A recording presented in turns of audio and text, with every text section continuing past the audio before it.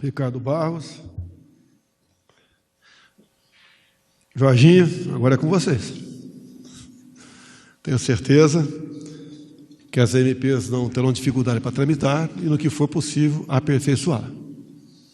Por melhor que seja o nosso trabalho, é muito bem-vinda. Obviamente, como manda a nossa Constituição, a gente melhorar, aperfeiçoar os nossos projetos aqui.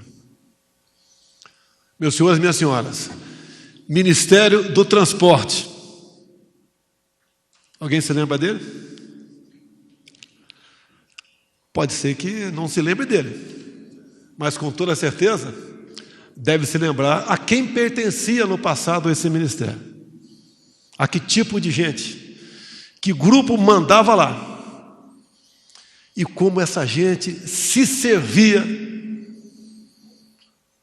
do pessoal que transitava por todo esse Brasil. Fiquei 28 anos dentro da Câmara. É uma história que não queremos mais para nós. Ministério da Infraestrutura. O nosso ministro foi o terceiro que eu analisei o currículo oral, está bem claro. E quando vi o Tarcísio, formado pela Academia Militar das Agulhas Negras, formado pelo Instituto Militar de Engenharia e concursado da Câmara dos Deputados. E o rápido passado nele na Comissão de Viação e Transporte e no DENIT também. Tinha certeza que encontrei a pessoa adequada para esse, até então, complicado ministério. Alguns querem o passado. Eu sempre dirigi meu carro. Sofri muito nas pistas no Brasil. Prezado Vasques, diretor-geral da Polícia Rodoviária Federal. Você mesmo, Vasques. Eu sou bem mais velho que você, mas você viveu muito disso. Você se lembra como era loteada as superintendências das Polícias Rodoviárias Federal. E o que era exigido em troca na ponta da linha desses profissionais. Eu participei, Vasques, no início dos anos 90, quando começou a resgatar a sua classe, os policiais rodoviários federais. Mas o uso da PRF era horrível. Estou falando com gente aqui que sabe o que acontecia. Isso mudou. Hoje nós temos o prazer, como somos parados, por alguém da Polícia Rodoviária Federal. Viajei muito naquele percurso ali, Rio de Janeiro, Vila Histórica de Mambucaba. Isso, em grande parte, mudou, e mudou para melhor. Dirigir no Brasil, ainda temos muita coisa a fazer, Tarcísio.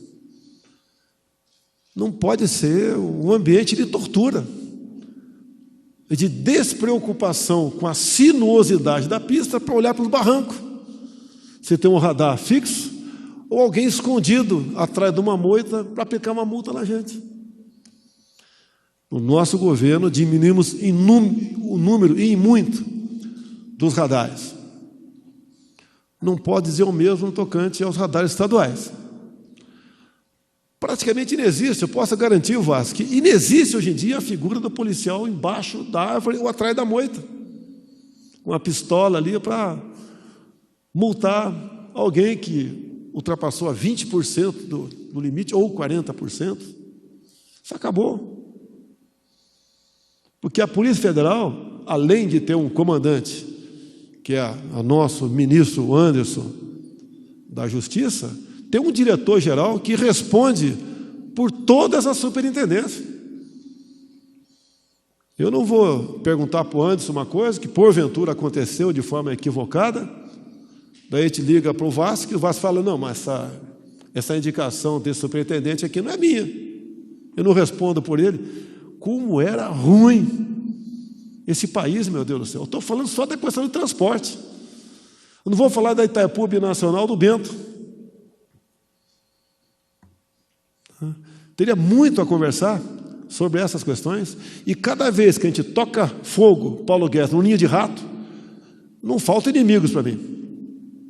É pancada o tempo todo. Por isso que eu falei que foi embroxado. E outras coisas mais.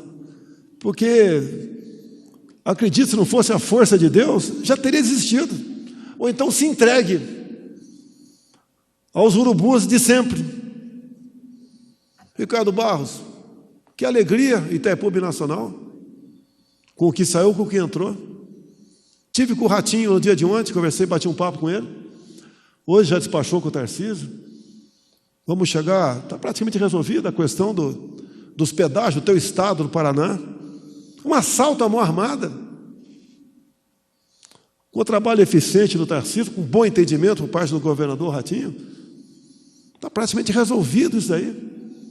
Um pedágio que é um assalto à mão armada, deixaram chegar a esse ponto. E o contrário, eu só falo do respectivo ministério depois de conversar com o ministro.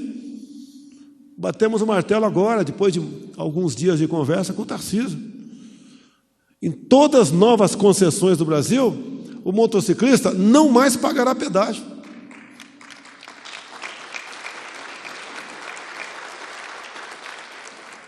Não é em causa própria, que eu sempre fui um amante da velocidade e do asfalto pelo Brasil. Não tenho mais a idade para fazer um trecho sequer Rio Resende.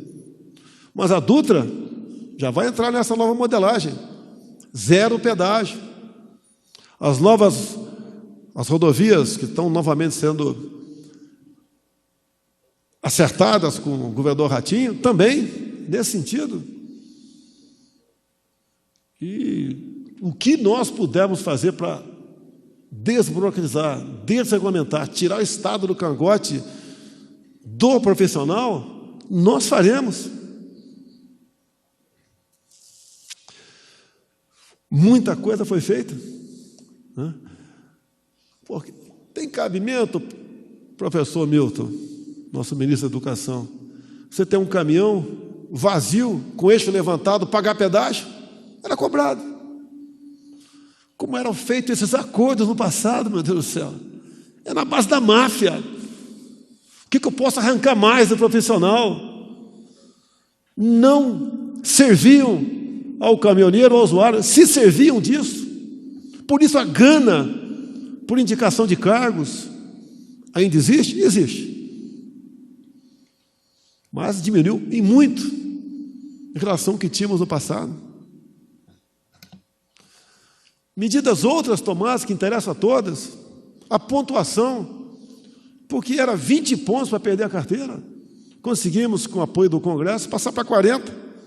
Alguns criticavam, mas uma simples viagem na Rio Santos, que ainda tem algum, eu acho que não sei se tem pardais ainda lá, tudo escondido, e muitos locais, a grande maioria, 40 por hora, tem um ponto de 30 por hora. Se passasse a 40% acima da velocidade, a 56 km por hora, chegava em Santos sem carteira.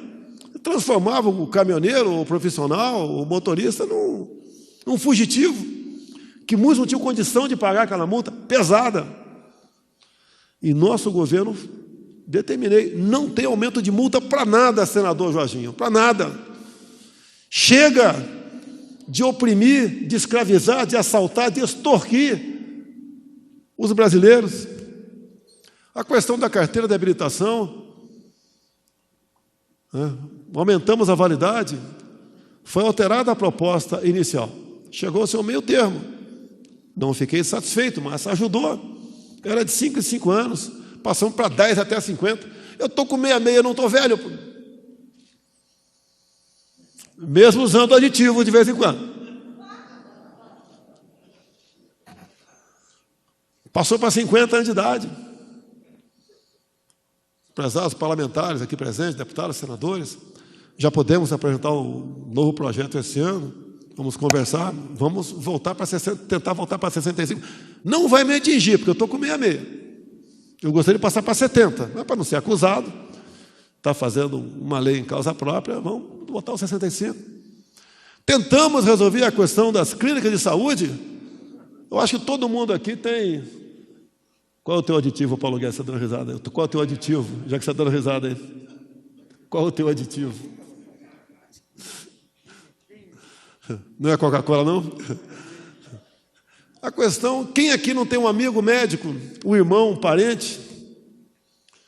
Por que que o exame de saúde, para renovar a carteira ou para tirar a carteira, não pode ser dele? Por que tem que ter uma clínica? Não conseguimos aprovar isso, mas vamos voltar à carga. Sabemos dos lobbies existentes, mas se a gente... Cada um para facilitar a vida do outro profissional, o Brasil vai ser melhor para todos nós vamos ganhar. Quando, por exemplo, a gente tive agora com o Tarcísio, quase na divisa de Rondônia com o Acre, a ponte do Abunã, Rio Paraná, a projeção é que o frete para o Acre diminuirá em 6%. Ali levantamos rapidamente, a grosso modo, 2.000 veículos por dia eram passar de um lado para outro, na ponte lá do Paraná. Um ônibus, R$50, carro de passeio 20, um bitrem 150. Isso dava aproximadamente R$100 mil por dia para a balsa. Pegamos uma ponte em andamento, não é obra nossa. Eu não vou bater no peito, é obra nossa. Se bem que não tem obra nossa, é obra com dinheiro público. Tarcísio, em 2 anos, resolveu o problema. Além do tempo para transportar, para passar de um lado para o outro. Depois da manhã, estaremos também inaugurando uma outra ponte do Alto Parnaíba, na divisa Maranhão-Piauí. A mesma coisa, diminuiu o valor do frete. Acidente, imagine uma senhora para dar à luz, ter que esperar ali... Lógico, teria preferência, né? Mas para atravessar o rio levar 30 minutos. Ou outro caso qualquer, ficar 2 horas na fila para atravessar uma ponte. Determinamos aqui, vamos concluir o que foi feito, o que começou a ser feito. Como a BR-163, do tempo do presidente Geisel, até o ano retrasado, aproximadamente 50 quilômetros, que levavam 10 dias para um caminhão passar por lá. Vamos resolvendo. Temos problemas enormes no Brasil, precisamos do parlamento, precisamos do entendimento do Poder Judiciário. Uma rodovia por Mato Grosso, para você seguir destino, você tem que passar por aproximadamente 50 quilômetros por dentro de uma aldeia indígena e não pode ser asfaltado por decisão judicial. O Poder Judiciário é importante para nós. Alguns xiitas atrapalham o desenvolvimento do Brasil. Temos que desbordar aproximadamente, para vencer 50 quilômetros, 90 quilômetros. Se é ida e volta, 180.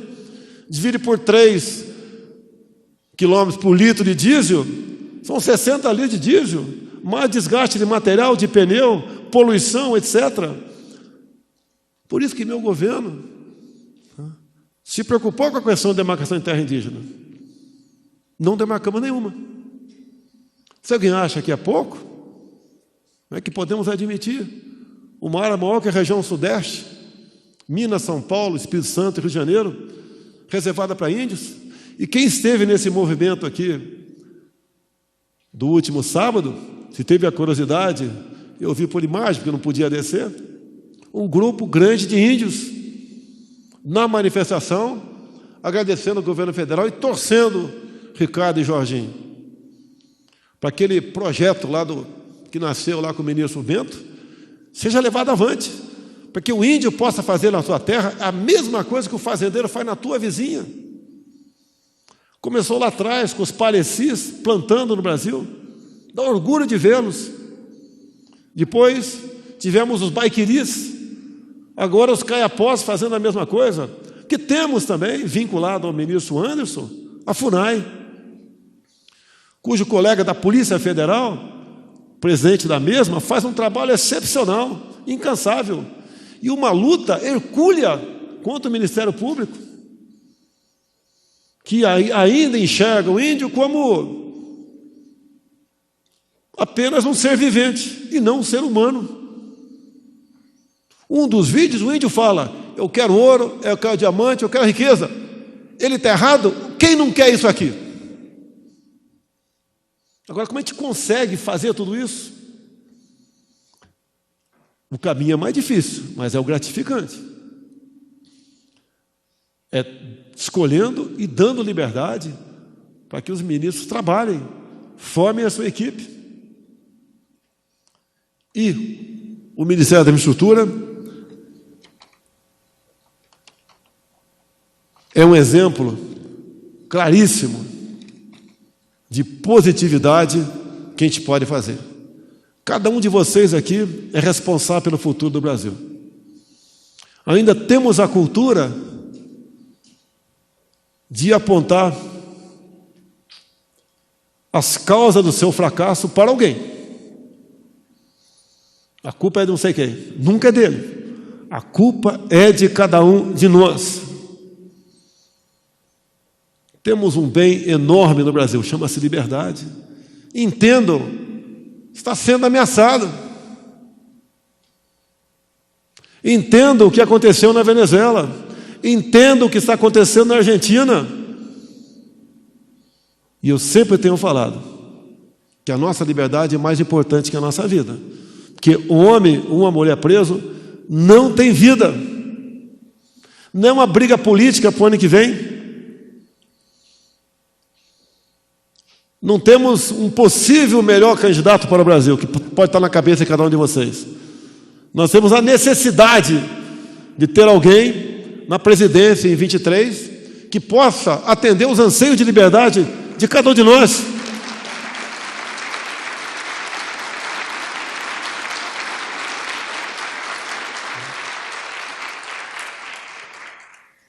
A gente costuma fazer brincadeiras, né? O Papa é brasileiro, o Papa é argentino e Deus é brasileiro.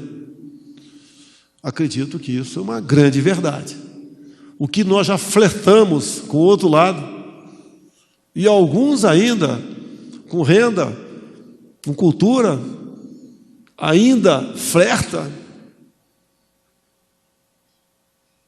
Temos Deus ao nosso lado. Tenho certeza, como no passado, Ele nos ajudará. Como entendo eu, com todo respeito, o grande prazer que eu tenho de ocupar a cadeira da presidência é saber que, se não fosse eu, quem estaria lá? E onde nós estaríamos hoje em dia? Quem podia imaginar? Ministro Ramos, Capitão Tarcísio, Capitão Wagner, Almirante Bento, Tenente R2 Milton. Tem mais algum militar? Jorginho foi militar, Jorginho? Foi soldado? Soldado Jorginho. Que um dia, perante um público de milhares de pessoas, o ministro de Defesa pudesse usar o microfone por algum momento. Ele é um ser humano igualzinho, cada um de nós. Tem uma responsabilidade enorme. Um ministério que está presente nos 4 cantos do Brasil. É em qualquer país do mundo, quem disse se aquele povo vai ter liberdade ou não, é quem tem força, ou não é?